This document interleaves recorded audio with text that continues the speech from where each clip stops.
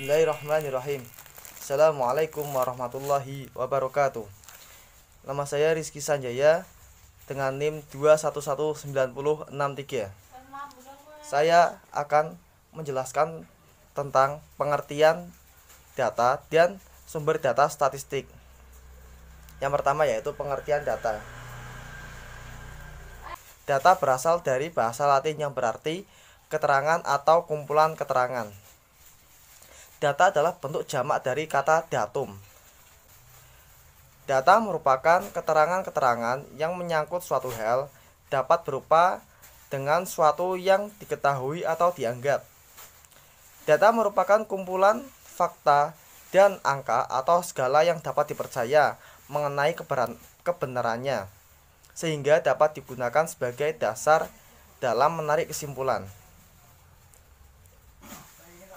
Data dapat dijumpai di berbagai tempat dan di mana saja. Misal, dari surat kabar yang terbit setiap hari, dijumpai berbagai informasi mengenai sekuritas komoditas perdagangan, kurs mata uang, tingkat inflasi yang melanda pada suatu negara, hasil nilai ujian nasional, nilai dari tes kebugaran siswa, dan lain-lain. Kemudian, sumber data statistik. Data dapat diartikan sebagai suatu yang diketahui atau yang dianggap sesuatu yang diperoleh melalui hasil pengamatan atau percobaan dan berkaitan dengan waktu dan tempat. Anggapan atau asumsi merupakan perkiraan yang sifatnya masih sementara, sehingga belum tentu benar. Oleh karena itu, anggapan atau asumsi perlu diuji kebenarannya. Berkaitan dengan sumber data, maka sumber data dibagi menjadi dua jenis, yaitu data internal dan data eksternal. Yang pertama yaitu data internal. Data internal yaitu data yang berasal dari lingkungan sendiri. Semisal dapat diketahui setiap sekolah pasti melakukan pencatatan atas segala aktivitas ataupun kegiatan yang dilakukan baik di bidang personal, kesiswaan, keuangan, sarana dan prasarana. Sehingga jika kepala sekolah menginginkan untuk mengetahui perkembangan siswa dari tahun ke tahun, maka ia dapat melihat dari catatan kesiswaannya. Kemudian, data eksternal. Data eksternal adalah data yang berasal dari lingkungan di luar lingkungan sendiri. Misal informasi tentang peraturan atau edaran yang terkait dengan pengelolaan sekolah yang dikeluarkan oleh pemerintah dalam hal Kementerian Pendidikan.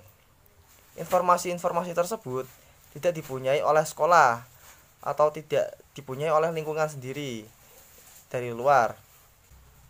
Informasi-informasi demikian itu dapat diperoleh baik secara langsung maupun secara tidak langsung.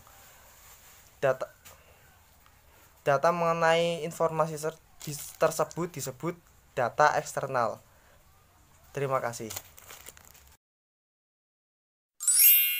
Assalamualaikum warahmatullahi wabarakatuh. Perkenalkan, nama saya Bayu Irawan, NIM 2119066, dan di sini saya akan melanjutkan pemaparan materi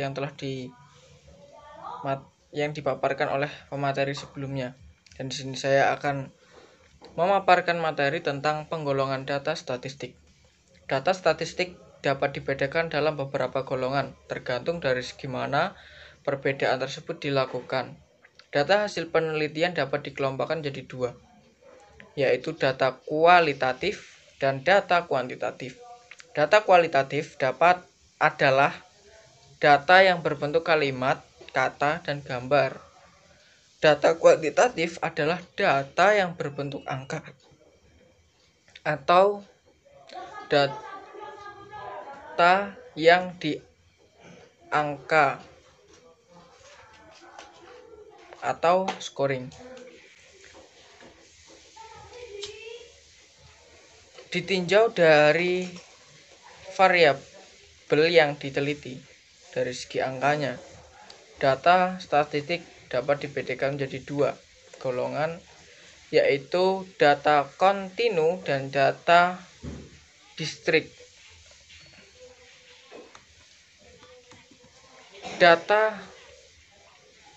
Contohnya data statistik mengenai tinggi badan dalam ukuran cm, yaitu 160 sampai 160 dan 1 sampai 160, 2 sampai 160, 3 sampai 160 dan seterusnya. Yang contoh yang B itu data statistik mengenai berat badan, yaitu dalam ukuran kilogram, yaitu 50 sampai 50, yang 1 sampai 50, 2 sampai 50 dan seterusnya. Variabel atau data distrik ialah data statistik yang tidak mungkin berbentuk pecahan. Yang kedua, penggolongan berdasarkan cara menyusun angka. Ditinjau dari segi menyusun angka, data statistik dibagi menjadi 3 macam, yaitu data nominal dan ordinal dan data interval. Data nominal ialah data yang statistik yang cara menyusun angkanya didasarkan atas penggolongan atau klasifikasi tertentu. Dan data nominal juga sering dinyatakan data hitungan. Bisa dilihat di makalah tabel 1.4 jumlah mahasiswa Kresrek NU PGRI Kediri dalam tahun 2013 sampai 2014 atau 2014 menurut kelas dan jenis kelamin. Untuk tabel-tabel bisa dilihat di makalah. Yang ketiga, penggolongan data berdasarkan bentuk data. Ditinjau dari segi bentuknya, angkanya data statistik dapat dibedakan menjadi 2 macam, yaitu data tunggal dan data kelompok atau data bergolong. Data tunggal ialah data statistik yang masing-masing angkanya merupakan 1 unit.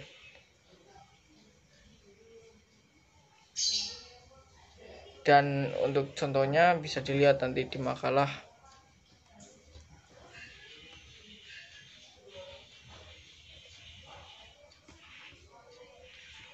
Yang nomor 4 yaitu penggolongan data statistik berdasarkan sumbernya. Ditinjau dari sumber nama tersebut diperoleh data statistik dapat dibedakan menjadi 2 macam, yaitu data primer dan data sekunder. Data primer adalah data statistik yang diperoleh atau bersumber dari tangan pertama, first hand data.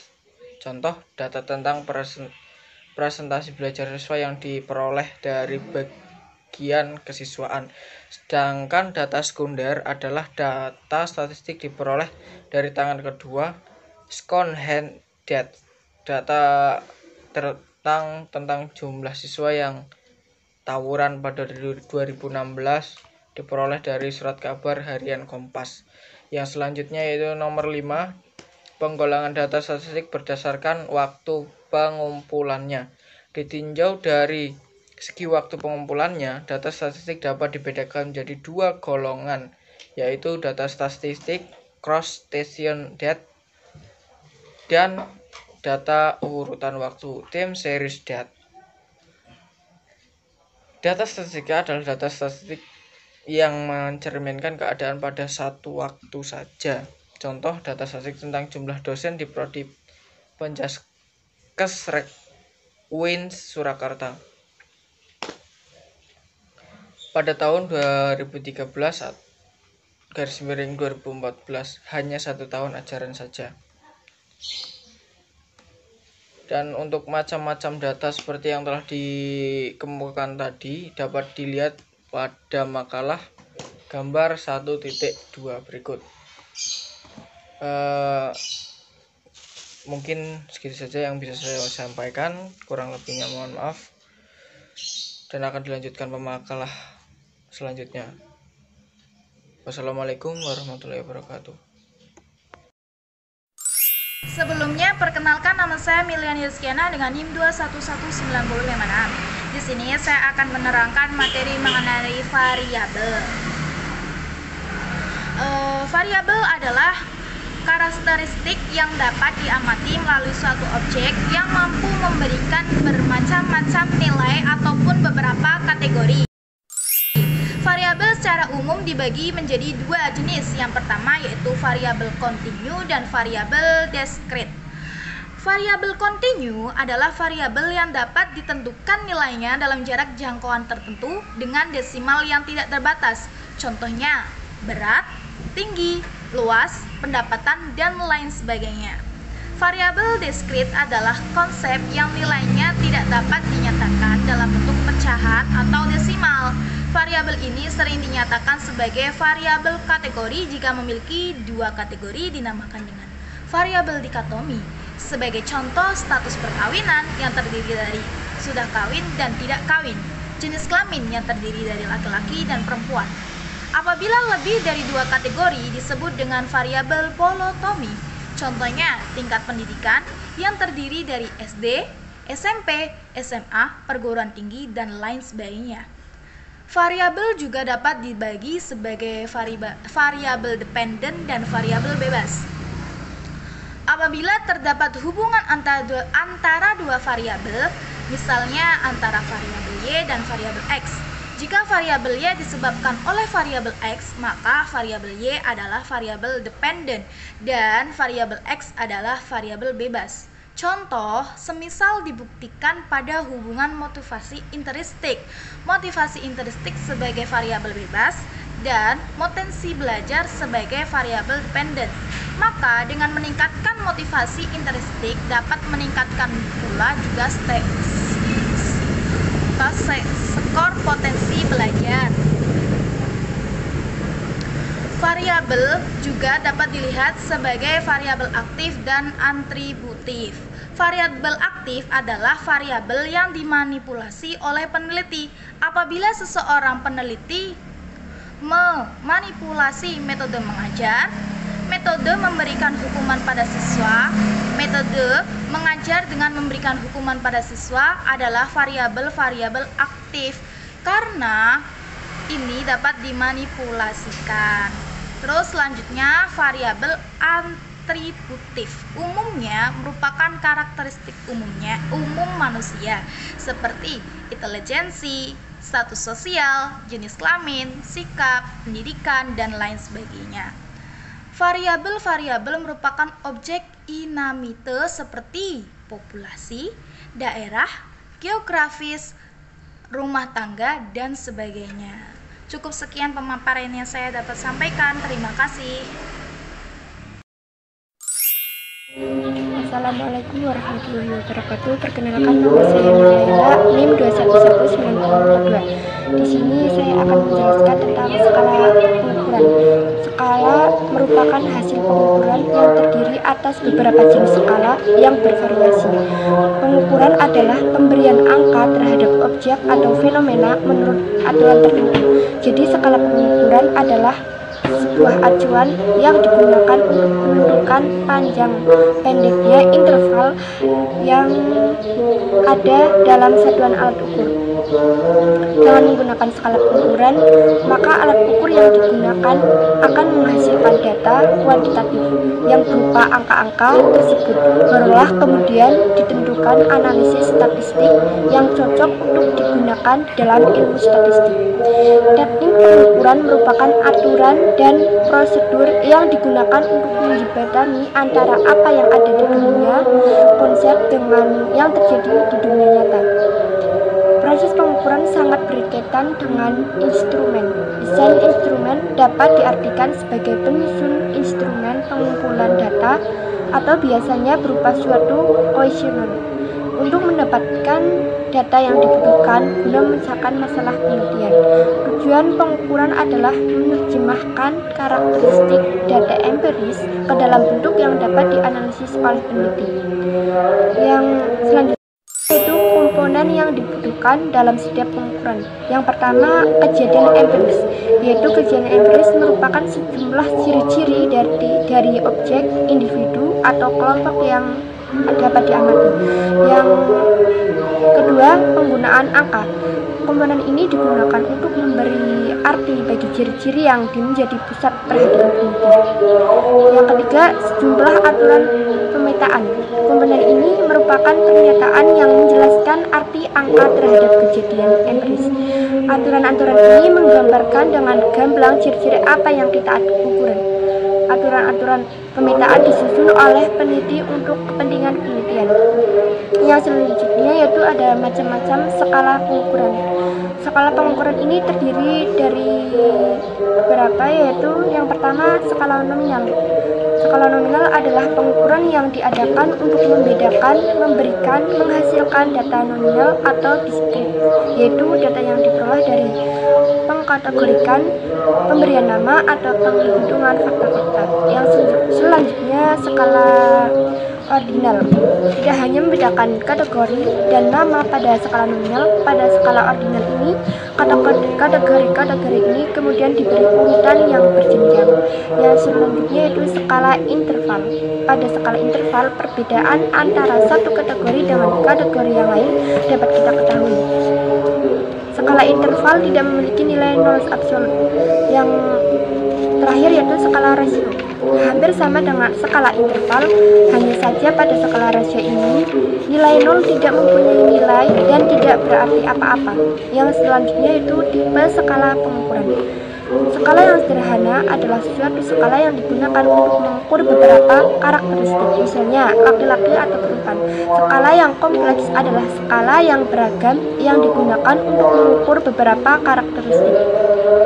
Skala mempunyai ciri-ciri setidaknya 1 dari 4 tingkat pengukuran, yaitu nominal, ordinal, interval, dan rasio. Dalam mengevaluasi skala pengukuran harus dipertimbangkan dua hal, yaitu validitas dan reliabilitas. Yang pertama, validitas, yaitu suatu skala pengukuran disebut valid bila ia melakukan apa yang seharusnya diukur. Bila skala pengukuran tidak valid, maka ia tidak bermanfaat bagi peneliti karena tidak mengukur atau melakukan apa yang seharusnya dilakukan. Secara konseptual ada 3 macam validitas. Yang pertama, validitas isi. Yang kedua, validitas yang berkaitan dengan kriteria. Yang ketiga, validitas konstruk. Yang selanjutnya yaitu reliabilitas. Reliabilitas yaitu menunjukkan konsistensi dan stabilitas dari suatu skor atau skala pengukuran. Reliabilitas mencakup 2 hal utama, yaitu yang pertama, stabilitas ukuran, menunjukkan sebuah ukuran untuk tetap stabil dan tidak rentan terhadap perubahan situasi apapun. Terdapat 2 jenis uji stabilitas, yaitu yang pertama, tes reliabilitas, yaitu